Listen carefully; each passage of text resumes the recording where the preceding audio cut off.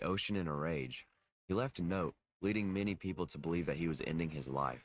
Little did they know that he was making his way to Plastic Beach. Sometime later, a boat in the middle of the ocean comes under fire by pirate jets. An employee races through the ship to evacuate everyone when he runs into this woman. She calmly gets her suitcase, grabs a machine gun, and goes out to shoot down the pirates. This is revealed to be Noodle, now in hiding and supporting a cat mask. She shoots down one jet, but another one blows up the ship that she's on, forcing her to retreat to a nearby lifeboat. After floating around for some time, she is surprised to find that Russell not only found her, but is gigantic. You see, he's been swimming his way to Plastic Beach, and all the pollution from the ocean made him huge. Together, they plan to reunite with the rest of the band. Meanwhile, Murdoch, Cyborg Noodle, and 2D are making their way back to Plastic Beach along with the collaborators. They have a run-in with the Boogeyman, in which Cyborg Noodle attacks with shotgun fire. However, the Boogeyman escapes, with the fog falling back to reveal Plastic Beach. The album would be released on March 10th, 2010, and while it didn't have the best reception when it first released, it would eventually become a fan favorite. It's a very theatrical and electronic-heavy album with a strong focus on environmentalism. Like Demon Days, the songs have withstood the test of time, being more prevalent now than ever. With this new album under their belt, it was time for Gorillaz to go on a world tour. But, with the band in shambles, Murdoch had to improvise. He got Damon Albarn to put together the best musicians in the world to go and perform live, then be joined by the real Gorillaz if they were to ever get back together. Gorillaz were set to headline Coachella in 2010, making their first live show since Demon Days live in Apollo, New York. Too bad Murdoch had a missing work visa and was deported back to Plastic Beach. Even though no original member of Gorillaz made it that night, the audience still went wild. Was Murdoch now a side act in his own band? The band continued to tour in the UK without Murdoch, but he assured his audience that he would be back. While Murdoch was getting deported, he stupidly misplaced his passport, and there was no chance of him getting it back soon, so the live band continued on. The Camden Roundhouse show in particular was hard for Murdoch, because it was given many 5-star reviews, with Damon Albarn and crew being commended for their performance, talents, abilities, visions, and collective collaborative outlook. Murdoch commissioned them to perform his songs, and they decide to cut their captain? To make things worse, footage of the live band was spliced with Murdoch, 2D, and Cyborg Noodle being denied entry was used to advertise future concerts.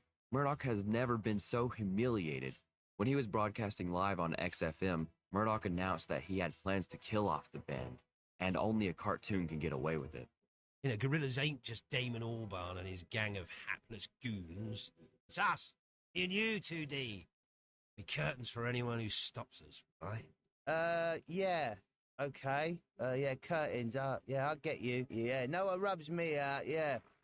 I'll bloody kill you. My sentiments exactly. So you're in? Yeah. Great. Yeah, okay. But it seems this story has a happy ending for Murdoch and the gang, for eventually, they were seen going on tour with the live band, starting at a festival in Beirut. They continued going on tour. However, they were more like roadies because they spent the entirety of their shows locked in the dressing room. Even though the album had already been released, one artist really wanted to be on the new Gorillaz record, so they made their own track to Plastic Beach. This would be Daly, who got his own submarine and ignored all of 2D's warnings not to come. But he was determined. He wanted those downloads. Once he arrived, Murdoch heard him singing to a seagull while covered in oil, and he had some golden pipes. But he was determined, who got his own submarine and ignored all of 2D's warnings not to come. But he was determined. He wanted those downloads. Once he arrived, Murdoch heard him singing to a seagull while covered in oil, and he had some golden pipes. So, recognizing talent, Murdoch slipped a bag over his head and had him sing the song Don Comatic. It was released as a single and as a bonus track in some reissues of the album. During the American leg of the tour, 2D had been working on new Gorillaz music entirely on his iPad, experimenting with different sounds everywhere he went. This collection of songs eventually was released as The Fall. Released on Christmas Day for free on gorillaz.com, it had an official release of April 18th, 2011, with the singles Revolving Doors and Amarillo. When the three make it back to Plastic Beach after the tour, Murdoch records his fifth and final episode of his pirate radio show. But in doing so, it alerts the black clouds to his location, leading to an attack on Plastic Beach. This is where the Rhinestone Eyes video comes into play, where the boogeyman and the black clouds have caught up to Murdoch, making their way to Plastic Beach. It's revealed that the boogeyman is a rejected fifth horseman of the apocalypse named Flatulence, who is out for Murdoch. He also summoned the Gorillaz live band, revealing that they had been a part of the Black Cloud this whole time. With a full-on assault taking place, Cyborg Noodle gathers the collaborators to return fire, but doing so, she gets shot. Murdoch hides for his life, and 2D is still trapped in his room. However, 2D squanders in fear when he sees the whale that's been watching over him this whole time is coming straight for him. He gets swallowed whole by the whale, right as a giant hand grabs a hold of it and tosses it far away. It's Russell! He had finally made it! He opens his mouth, and out comes the real, original Noodle. She removes her cat mask to reveal the facial burn she got from the El Manana shoot. Still though, the island was under heavy fire, so all the band could do now was escape. Here's where we hit a crossroads. Plastic Beach has an ending that was retconned with the release of Humans. While I'm not going to get into it this video, the dedicated video I made for Plastic Beach goes into detail about it. So, check that out if you're interested. But for now, let's talk about the canon ending to Plastic Beach. But she said, can you hold my coat for me? And I had 2 cups of orange juice in my hand, and I said, I can't. I've got two cups of orange juice in my hand. And then she just started hitting me with her handbag.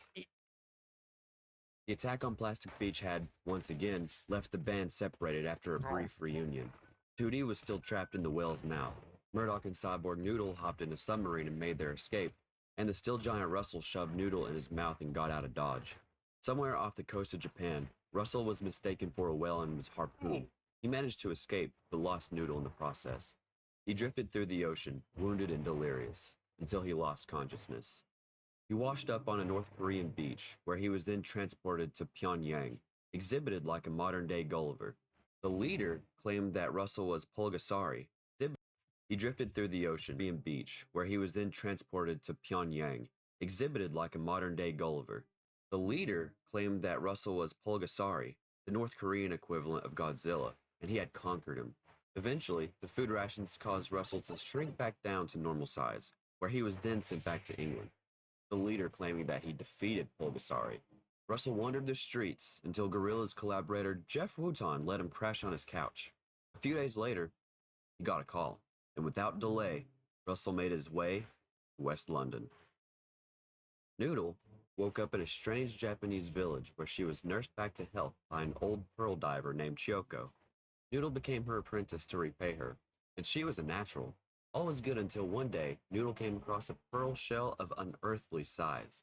She opened it, releasing the shape-shifting evil demon and she was an old pearl diver named Chiyoko. Noodle became her apprentice to repay her, and she was a natural. She opened it, releasing the shape-shifting evil demon, Mazu. She had to kill it, and the only way she could do that was by chopping his head off. But this was difficult because finding a shapeshifter is really hard. For years, Noodle tracked Mazu, and she finally found him in Tokyo, where he was at the top of the criminal underworld. She disguised herself and infiltrated his headquarters. While he was distracted by a drinking game, she finished the job. She escaped Mazu's bodyguards and packed herself into a FedEx crate. Where was she sending herself to? West London. After a lifetime of eating ocean garbage, the whale that had swallowed 2D had died. His carcass washed up on a deserted island where 2D was finally free to die of starvation. For months, 2D was stranded, forced to eat the whale that he had previously lived in, until one day, he spotted a plane. Moved to tears, 2D went in the direction the plane was flying, and 23 minutes later, he was in the middle of a full-scale beach rave. He wasn't stranded at all. He was in Guadalupe, off the Mexican coast. 2D joined the party, taking some strange-tasting brownies and getting third in a wet t-shirt contest. This gave 2D a eureka moment. He was going to take a gap year to find himself. It turned out to be easy because, well, he was right there. But he stayed anyway. That is until he got fired from his job of weaving friendship bracelets. It's time to fly home. He exited the plane to find someone holding a sign saying wanker. He was home. 2D made his way to West London. With only a crate of rum and Cyborg Noodle, Murdoch hopped in his submarine and made his way through the ocean. He traveled for a long time, and it wasn't until he ran out of booze that he needed to empty his bladder. he returned to the surface to find his worst nightmare, Battleship Ringo, owned by EMI. They had searched the earth for Murdoch, and they finally found him. They locked him in Dungeon Abbey, located beneath the Abbey Road Studios, and for 3 years, it served as Murdoch's home. But then, the music industry desperately needed a new Gorillaz album. So, Murdoch agreed to write this album in exchange for his release and a carton of cigarettes. He moved to a studio home in West London, known as Studio 13. He began to get the band back together so they could create the album known as...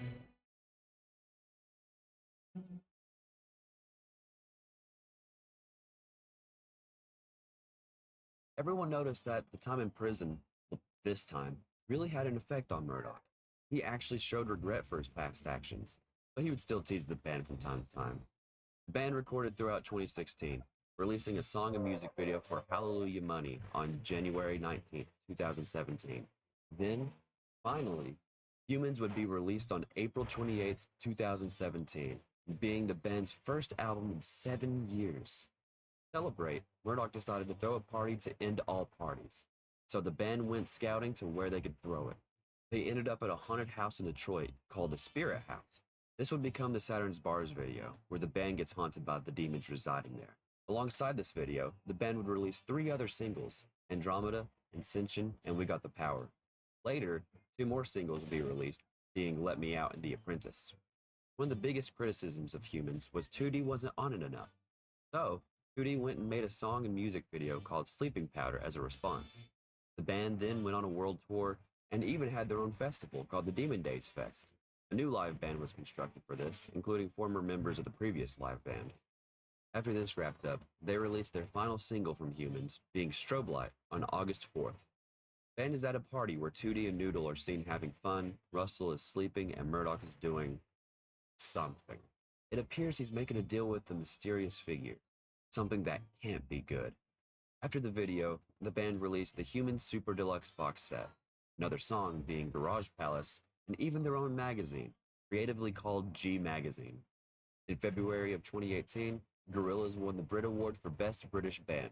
The acceptance speech had to be transmitted from Wormwood Scrubs Prison. Sorry, my bandmates can't be with me. I'm detained by your match, not the American match, our Brit. Cyrus the Virus, Big Balls, McGinnis, no balls. Don't get it. What happened this time, Murdoch?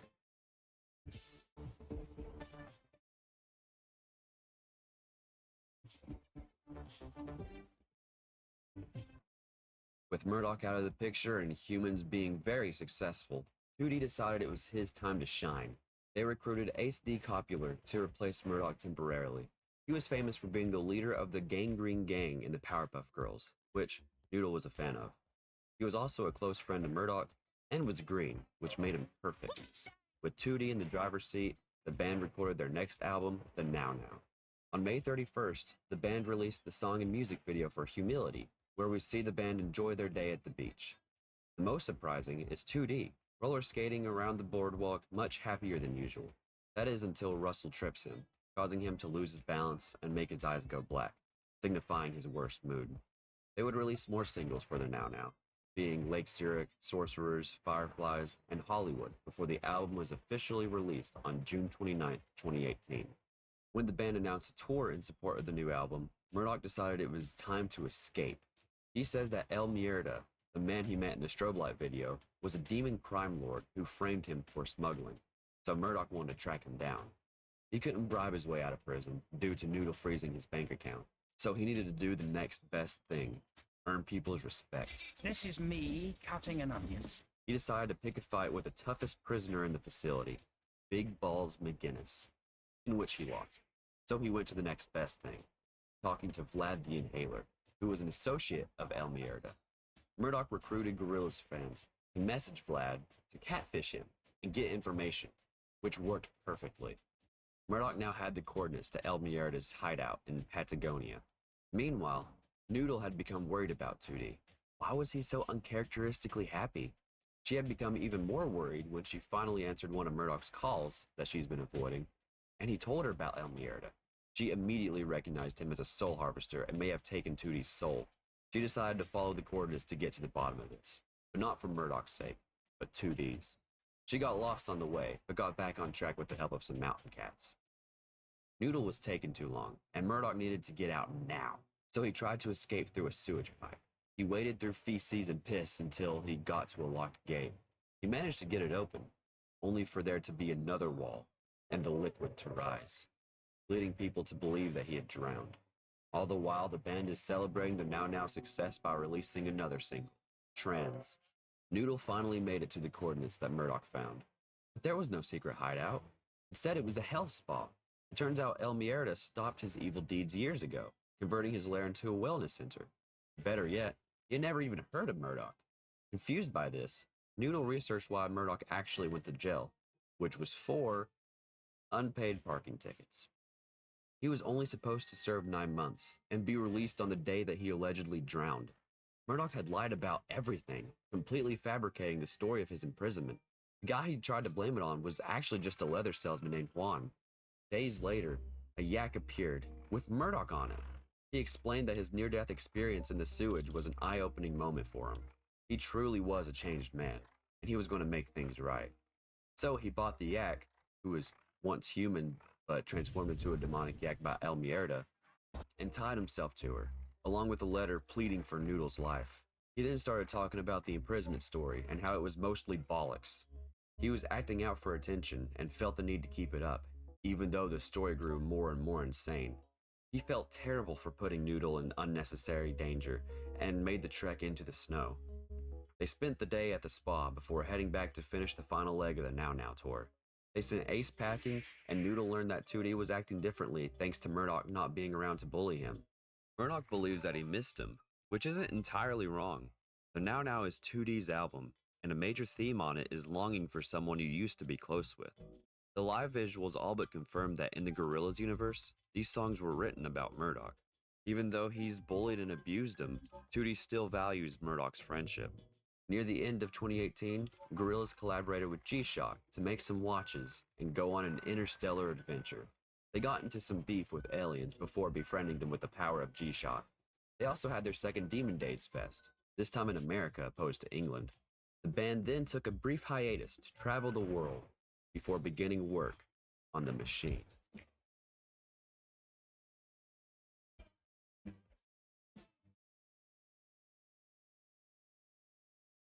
The band once again went their separate ways.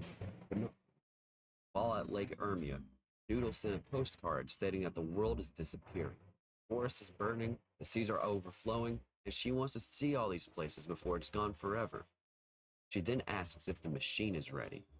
2D, who is in Beirut again after failing to get a law degree all those years ago, asks what the parts are used for.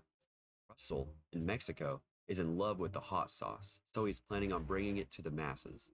Oh yeah, the machine is going to be ready. That's what the parts are used for. Russell, in Mexico, is in love with the hot sauce, so he's planning on bringing it to the masses. Oh yeah, and the machine is going to be ready real soon. Murdoch, he's just drinking an Ibiza. The band reunited at Studio 13, being rebranded to the New Kong Studios. Here, they activated the machine, which was revealed to be the Song Machine. Russell described it as a new way of doing what they do. The machine runs on the unknown, on pure chaos. You will never know who will walk into the studio next, so you must be ready to produce like there's no tomorrow. Suddenly, a portal becomes available to the band members, allowing them to go wherever they want when the machine is on. This allows the band to collaborate with artists all around the world, like Slow Thigh and Slaves and Momentary Bliss, and Fatimara Diawara and Desolé. I'm so sorry if I mispronounced that. With this collab, 2D, Noodle, and Russell stepped through the portal to Lake Como to record with her, but Murdoch was left behind, unable to open the portal. This left him at Kong, sad and depressed. Even though he said that he wasn't, he lied. Out of jealousy, Murdoch invited 2D on a motorcycle ride and tried to drug him with truth serum in the video for Ares. Murdoch thinks 2D controls the portals, and he wants the scoop. When Noodle heard about this motorcycle ride, she quickly acted because she knew something was up.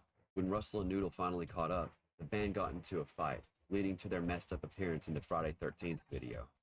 Murdoch never got that information due to being knocked out before the serum kicked in. After this, he locked himself in Kong's basement, working on something that would change the effing world. something that required 500 pounds of wood and a blow-up doll. This would be revealed in the music video for Pac-Man, his own argon accumulator, a box that blocks traumatic energy and replaces it with healing energy. Oh, and also he has his own portal, but he's not too impressed with it. He also got 2D a Pac-Man machine that entranced him to play for 9 hours straight. Turns out, it was haunted by something, and the other band members would feel the effects of the game. The band spent a lot of time converting the old Winnebago into the SS Winnebago Humility 3, a full-on spaceship that flew them to the moon in a Strange Times video. Noodle destroyed the billboard referenced in the lyrics for Magic City. Murdoch fell into an obelisk, transporting him back to Kong Studios, and Russell wrote the message, "Be the change," for everyone to see. Then, while 2D is singing with Elton John in the Pink Phantom video, Murdoch tries to catch the titular ghost.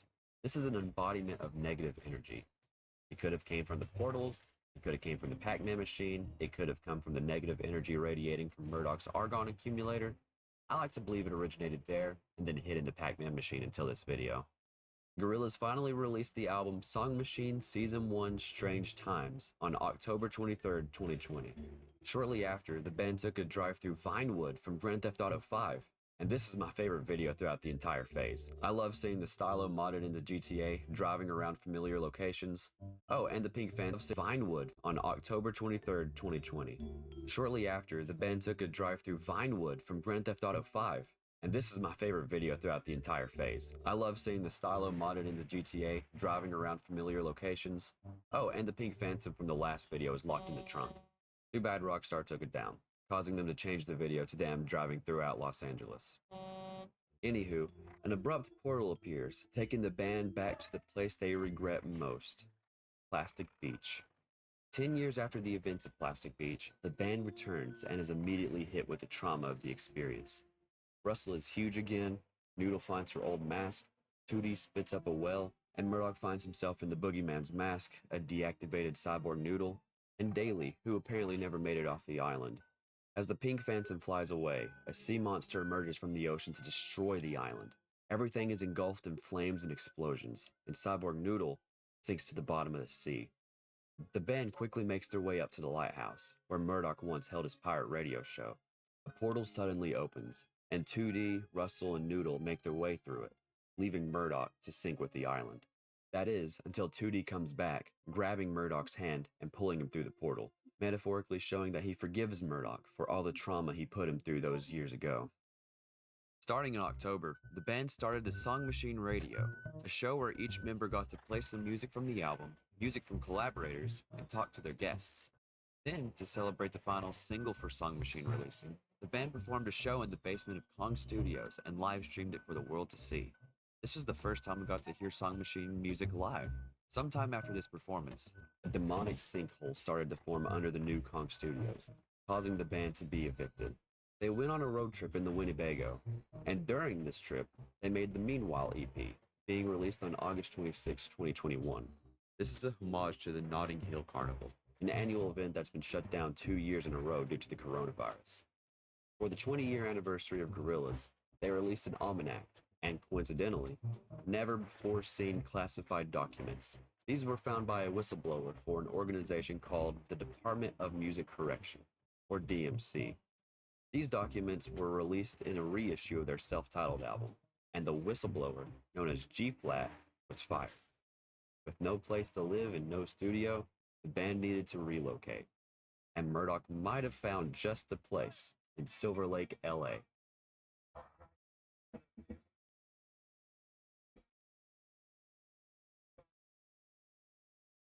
Our story begins when Gorillaz move into a house in the hills above Silver Lake, LA to record their new album. Murdoch keeps getting distracted by their neighbors, more specifically the head hostess, Moonflower, who he has the hots for. Another thing distracting him is a beautiful prophecy, a prophecy stating that he should start a cult with him as the leader. The prophecy was very clear on that last part. Russell and Noodle opposed this at first, but Murdoch reassured them that this is a nice cult for nice people. After a chat, Russell and Noodle agreed to join in hopes of bringing people together to make a better world. And thus, the last cult was born. A great day of reckoning was nigh, and there was lots of work to be done. So, at a diner, the band divided their work by each person. Murdoch would be the great leader and use his charm and shamelessness to expand the flock of the last cult. Russell was named Seeker of Truth and would use his intellect and Googling skills to shed the light on Murdoch's prophecy, which was, at best, pretty vague. Noodle became the scholar, studying ancient texts in order to write the last cult's doctrine, and Tootie became the chosen one, chosen mainly to sweep the mansion floors and launder the sacred robes. Murdoch has Tootie dig a lot of holes too, for some reason. And Russell begins watching a broadcast called the Static Channel, saying that it has coded messages hidden within the static that will lead them to the promised land. One day, 2D orders a pizza. He hears knocking at the door, thinking it's the delivery guy, but it's their neighbor, Moonflower. She came to tell Murdoch to stop looking over the fence at her. To impress her, Murdoch buys an obelisk, like the one that she has, but hers is taller and more freakier, which she doesn't even notice. This annoys Murdoch, along with her calling him Martin. However, he still tells 2D that Moonflower is the one and that he loves her. At this point, Noodle starts to wonder if this whole cult thing was already starting to go sideways. Either way, Murdoch tasks 2D with painting the obelisk with 6 coats of the last cult's signature colors, pink. Soon after, 2D goes next door to have a cup of tea, and he finds out that they're a cult too, known as the Forever Cult. They take a liking to 2D, saying that he's welcome anytime. Murdoch is heartbroken by this. How could she prefer someone so lowly over him? These feelings would have to wait, because Russell was getting closer to solving the prophecy. While Noodle finds a pamphlet from the people next door detailing a free aura exam. 2D asks her if she wants to go, but she declines, saying that nothing is free. Next door, Moonflower asks 2D to join the Forever Cult, saying that he won't have to dig so many holes. When talking about Moonflower, 2D says that she is much kinder than Murdoch. She even says that he has a nice aura. Meanwhile, Russell is very in tune with the Static Channel, writing nonsense on the whiteboards and making a mess of the wallpaper. Ben starts to wonder if he had lost it, yet Murdoch still has hope for him. Noodle finds a movie poster from 1923 called The Hills Are Hungry. The lead actress, Lady Hollowdown, looks suspiciously similar to Moonflower. After looking her up, Noodle finds that she was a big shot in the early days of Hollywood. She bought up land and was a big investor in something called Hollywoodland. Reviews for her movie were really bad though, but Noodle had one conclusion. The Forever Cult and that movie studio were one and the same. Then, Murdoch stops broiling himself to extract his divine essence and plans on bottling it for the masses, calling it the essence of Murdoch. This leads to a very unpleasant, toxic smell that Noodle isn't too fond of.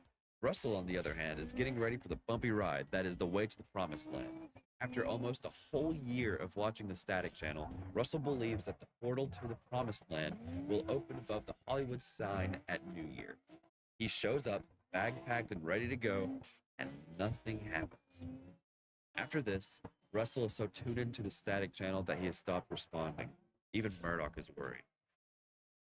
Some minor yet important, I guess, events that happened are Moonflower gives 2D a picture of an eyeball and tells him to put it above his bed, and then it'll watch him sleep. And then another one is Murdoch tells 2D to dig another hole, saying that the new him is at the bottom, and then the ground begins to shake as he's digging. However, things start to pick up when Moonflower tells 2D that Murdoch is a false prophet, and he believes her. Not because of the cult thing, but because Murdoch told 2D that he would pay him for painting the obelisk, but never did. He's a false prophet. Murdoch didn't take too kindly to this and calls him a non-believer, saying that he's not going to the promised land. 2D is sad about this, but at least he can get the peppermint tea the neighbors make for him. He says that they grow it in the garden and that it tastes funny, but it's so good. So good, in fact, that he may back and go get another. And at one point, he never comes back to Gorillaz' HQ. Noodle gets worried and goes next door, only to find that the compound is empty, all but a ripped piece of paper with a cryptic message, potentially putting 2D in danger. Murdoch is still upset, going on a rant about 2D, calling him a traitor, sworn enemy of the last cult. He's even wearing their signature color of blue. Noodle thinks the Forever Cult kidnapped 2D, But Murdoch thinks he's getting back at him for the Paula Cracker incident 20 years ago, where Tootie's girlfriend cheated on him with Murdoch. Making things more stressful is Russell, who has been up for 12 days straight watching that static channel, not even reacting to his favorite muffins being thrown away. However, over a period of time, Tootie still hasn't come back, and Murdoch starts to believe Noodle, becoming worried and pleads for Tootie to come home. However, Russell finally cracks the code and realizes just how much danger Tootie is in. On February 8th, 2023, under the Hollywood sign, there will be a rupture in time that will allow the Forever Cult to stay forever young. They just need a 100% pure blue flower to sacrifice, and that flower being 2D. They have theoretically been doing this ritual every 25 years, starting in 1923 with Lady Holodown, which is an anagram for Hollywood land. The band makes a plan to save 2D. Drugged out of his mind, 2D slurps on the smoothie the Moonflower gave him. He has a sense of hope and joy seeing the sacred wheel being prepared. Everything is going to be okay. And finally, we have reached the silent running video, where we see 2D tied up to the sacred wheel and being lowered down to be sacrificed to the monster seen in the Hills Are Hungry poster, so that they can keep the Forever Cult young. 2D's bandmates come to save him, but it seems like even Moonflower has a change of heart when 2D shoots her a heart-piercing look. After the last cult's cover is revealed, the two factions battle it out. Murdoch goes to save 2D, even though Moonflower was already doing that, but he isn't as strong as her, so the weight of 2D and the wheel begin to pull him forward. This slams him against the well, causing his essence of Murdoch to fall out of his robe. Seeing 2D free falling, the monster gets excited and jumps for him, not knowing he's actually about to intake pure 100% toxic substances. This causes the monster to explode, saving 2D and killing everyone else. Moonflower, on the other hand, simply falls over unconscious. The explosion from the monster causes the police to arrive, and Murdoch flees the scene, while Noodle and Russell check on 2D, although Russ doesn't seem to be in the best mind space. With the band arrested, this is where the music video for Cracker Island starts. After being arrested, the three were taken to Los Angeles County Hospital, where they were questioned and I assume checked on, especially 2D and Russell. A heavily drugged 2D is telling the police what went down, while Russell is once again watching the static channel. Noodle is trying her best to just do damage control. Russell then seems to get possessed by some force or entity and walks over to the group. Then, a mysterious ghostly figure makes its way to the band as Murdoch makes his grand entrance. They take off the blanket to reveal that it's Moonflower, but she morphs into Lady Holodown from the Hills Are Hungry poster. They share a kiss as a news report of what just went down is on TV, and 2D sings, "There's Nothing Left to Say." Cracker Island, the album, was released on February 24th, 2023. Instead of following a cult theme like the lore did, it went for a more isolating approach by detailing what it's like on the titular island. It explores themes of loneliness, fake stars, social media, and others. Later on, Moonflower, or going by her real name, Eleanor Holodown, revealed her backstory. Time cannot be stopped, or can it? The newly founded Hollywood might have been a solution to that, being forever immortalized in film. With no talent but all the money in the world, she started a film production company and made herself the star. It was here that they discovered the one who dwells beneath, the hungry one. The first sacrifice was an accident. A young crew member fell into the pit and was devoured. After Eleanor released her first film and it flopped, the crew realized that they weren't getting any older. They're staying forever young. However, over time, the miracle wore off, so they had to find a second sacrifice. And it was here that they made a pact. Every 25 years, they must feed the monster down below. Time has passed, and now 2D was the next sacrifice, but his aura was the purest they had ever seen.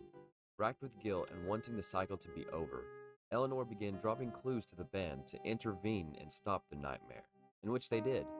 Because of this, she was given a few more days of mortality, and finally agreed to go on that date with Murdoch.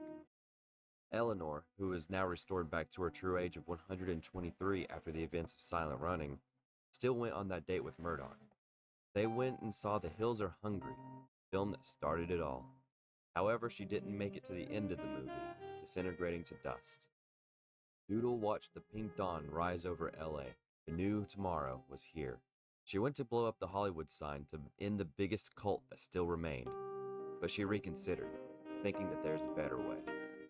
Russell is finally getting rest after trying to find the new world.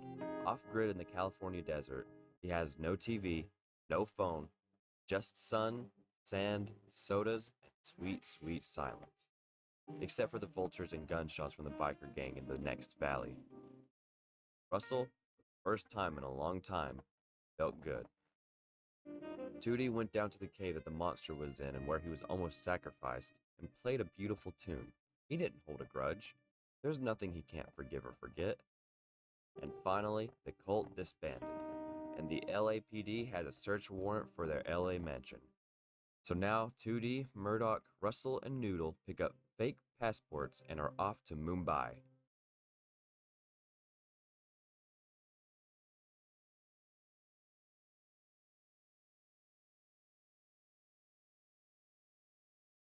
And there you have it.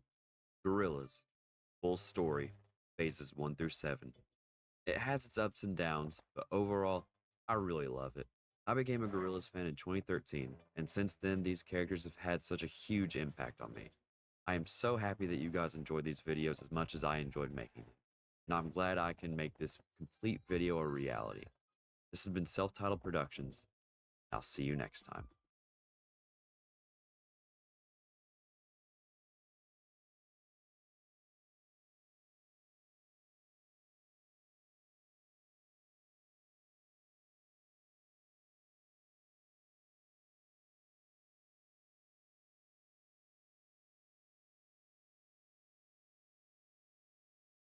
Last year, we discussed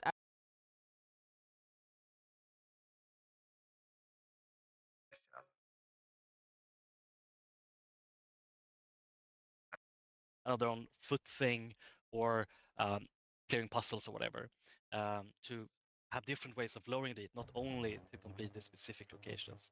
And then also we can give certain benefits to you. You can maybe find ingots or extra loot or more artifacts, but that increases your. It becomes this balance of how much you want to do and what you want to engage with, but also the game still pushing back a bit to you and not just letting you go wild and free. So yeah, so in this location here now, I can just look for valuables. I think we had this specifically this location before, but this is what most locations will be. It's you go in and your uh, goal is to leave. Like you can leave whenever you want, but you can also look for the valuables or try to engage with certain heat reduction or increasing mechanics. Yeah, I think that was it. I hope this chance in us for a good while. So like it it it makes sense to us, and we hope it makes sense to all of you when we launch into the game.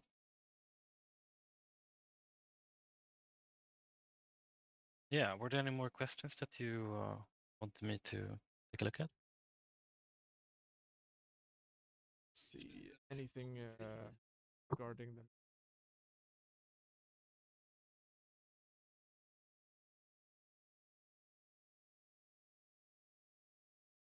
What happens in jump points located in red circle? Yeah, the lava wall or stuff up. Yeah, so you can see here when I hover over this, there's now an extra event on it that wasn't there before I jumped, and it says High Legion Presence. I can show you a bit what that does, but we would hopefully have multiple different things that could happen. But right now, what we're doing is we're increasing the Legion Presence in the area when it's covered. So if I, yeah, I'm just gonna jump again.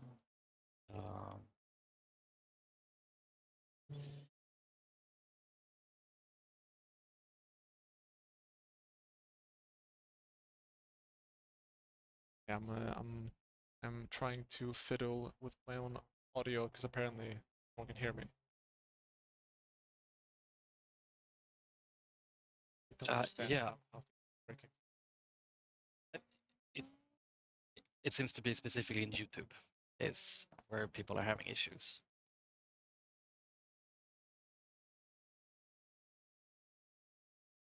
Yeah, seems like most of you can hear me in Discord, and I'm happy about that at least.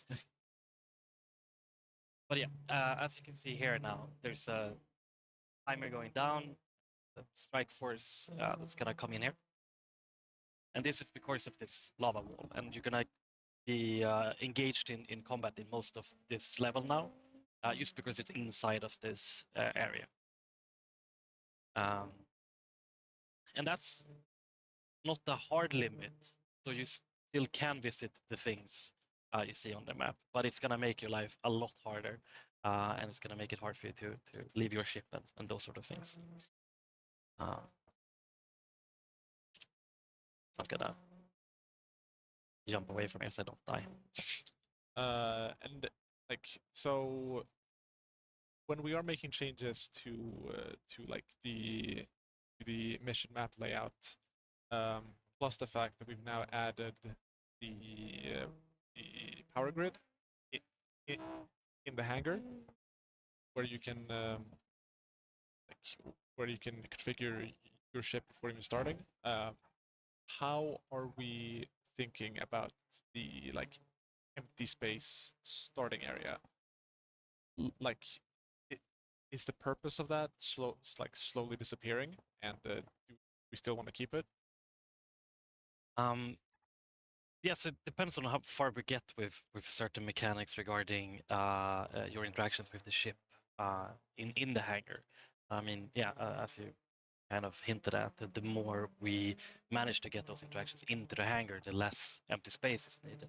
Um, its purpose is to let you set up stuff and have time to just know where you're at. So I don't think we're ever maybe fully removing it, because I still think it's a good moment where you maybe if you're on somebody else's ship, you get to look around and see what they have, and you can make yourself familiar with the area you're in, and you're not immediately engaged in some sort of mission or anything. I think it's good to have maybe a quiet moment before you fly out and interact with more stuff. Nice. Can you fly us down to map we're in? Like I'm thinking if we land and find some enemies, we can maybe show off the grenades. Just a little sneak peek. Yeah, maybe. It's the answer on that one. But I mean, yeah, the guy who's working on them is currently sick and hasn't been able to push some fixes. I'll see if they work. Okay. They are they're close to done. They're still janky, but here it is. And this is also something I want to highlight, which is you can see that they actually notice me now, the enemies, and then they start pulling out. And some of them are still roaming freely. And I'm going to disable the bot.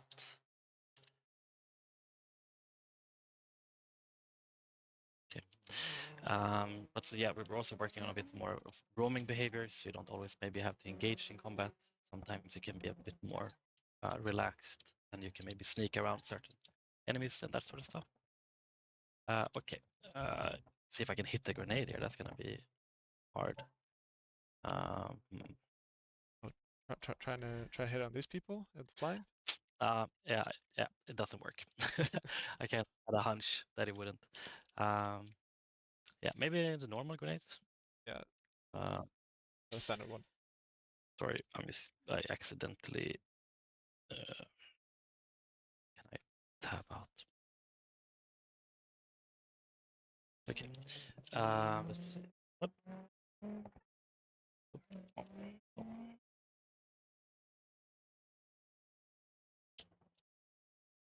Yeah, okay. They at least are from. There we go. Yeah. Yes. And then, yeah, they should do more damage. I mean, that's like a perfect hit, I think. But yeah, and they have their own like physics stuff.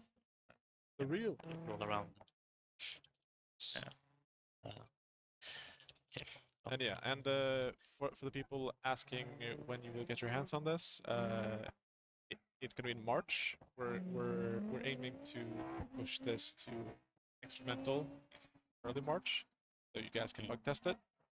Then when everything's super solid, we'll push the real update later. March. Yeah, and also remember, we're not only looking for bug fixes, we're also uh, encouraging you guys to give us feedback, because as mentioned before, we're trying out a lot of this. If there's things where you feel like maybe we could try this or something else, just keep telling Morten, and it's gonna be happy. Oh, Groove. And I think he can communicate that to the rest of the team. Pretty much, yeah. But yeah, I think I mean, we don't have to spoil every surprise. Yeah, we talked about some stuff last stream, but people know what kind of good stuff is coming for the March update. We can leave a lot of time for the Q&A section, where you all can just ask any questions in chat, and we focus on those. We just wanted to cover to cover the heat and the new map again to really show you guys and get your initial impressions, and then when you get to play it yourself, March, give us feedback, and hopefully we can make some small tweaks last minute before the big patch happens.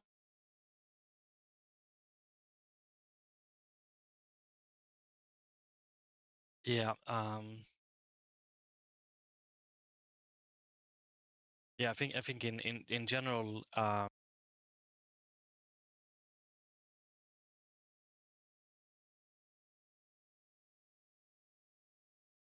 Ashley's manipulative tendencies and its utilization within the narrative. It's her most prevalent trait, one that is quite apparent in almost every scene she's in. She's always doing whatever she can to ensure two very important things. Andrew must stay as Andy in order to mold him into whatever she pleases, and convince him that everything is his fault. She is depicted as demonic and abhorrent, given the frivolous nature she harbors when it comes to committing these atrocities. She's had no qualms in cannibalizing the cultist, and she felt nothing when killing Nina. The only thing on her mind was to blackmail Andrew into staying with her. It was only Andrew who had the natural reaction of panicking upon seeing Nina's corpse. Ashley's the one behind everything. It isn't his fault that things had come this way, right? After all, she's the one who makes him do all the dirty work for her. This is not the case at all. And I made that erroneous conclusion that this scene established that these two siblings have always been this way when it came to their morality. If Ashley's prominent trait is manipulation, then I would label Andrew's trait to be deception. The brilliance of his characterization is how it is able to subtly trick the audience into believing that he is an innocent victim free of guilt, and it worked phenomenally. There's a large majority of the fan base that fell for his lies, fully convinced that Andrew is only a victim of circumstance and deserves to be with Julia as she is his one-way ticket for normalcy. However, Andrew just isn't deceiving the player, but he's also deceiving himself. He isn't just acting as a victim of abuse, he's fully deluded himself into the role when in actuality, he is arguably much worse than Ashley, and this chapter explores this in its entirety. There is so much to discuss with the two siblings thanks to the gigantic amount of characterization given to both Andrew and Ashley in this chapter, as there are so many additions that completely change the perspective about certain aspects of them. It is a continuation of Decay's overarching theme of betrayal and aggression, a harsh reminder that if they insist on staying this way, as seen in how entering the sword is either by Ashley distrusting Andrew or Andrew distrusting Ashley, then nothing will ever change, and they are in for a road of misery and toxicity. It is quite obvious given the new main menu screen, as it now shifts to a detached and frustrated Andrew, holding the very same cleaver that Ashley had in the original, as well as an anxious and uncomfortable Ashley terrified of what Andrew has become. However, it isn't like this is anything new. This has always been the two of them. It's just that the layers have been fully peeled off.